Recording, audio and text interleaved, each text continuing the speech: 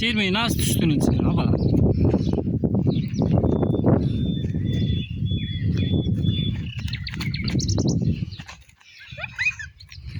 Siz şeysiniz yaz. Üstüne gelsiniz.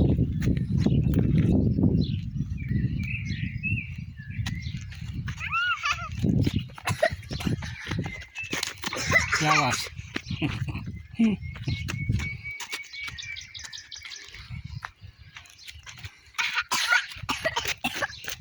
Girmeyin üstüne. Ne oldu? Ne oldu ayağın? Duman değildi bu Ha, da. boğuldun üstüne.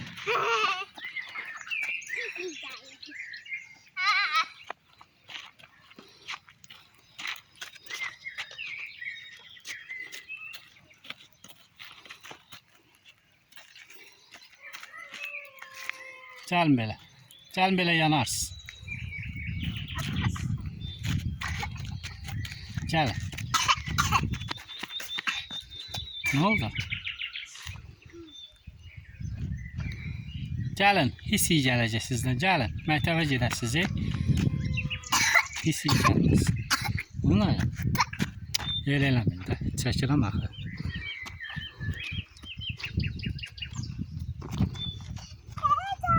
Gəlin, düşün qabağa gedək. Gəlin.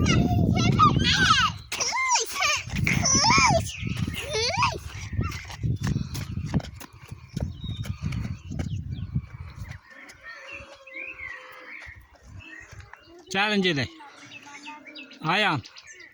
Gəlin gedək. Gəlin gedək. Hadi gəlin. Üstüdə durmayın. Hissin qabağında durmayın. İyi gələcək.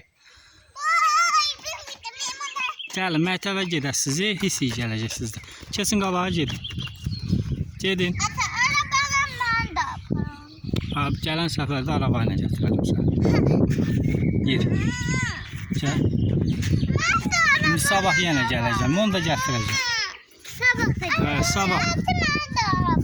Hadi sabah. Yeri. Bir də ot gətirəndə səni aparacam. Qaçın görüm hansız möhkəm qaçsınız. Tez. Deyək, getdi bacım bax. Deyək, get sat ona. Yeri, yubur. Yeri. Mən gedirəm bax, pişik yiyəcəksən. Gəl. Əlimə gedək qızım.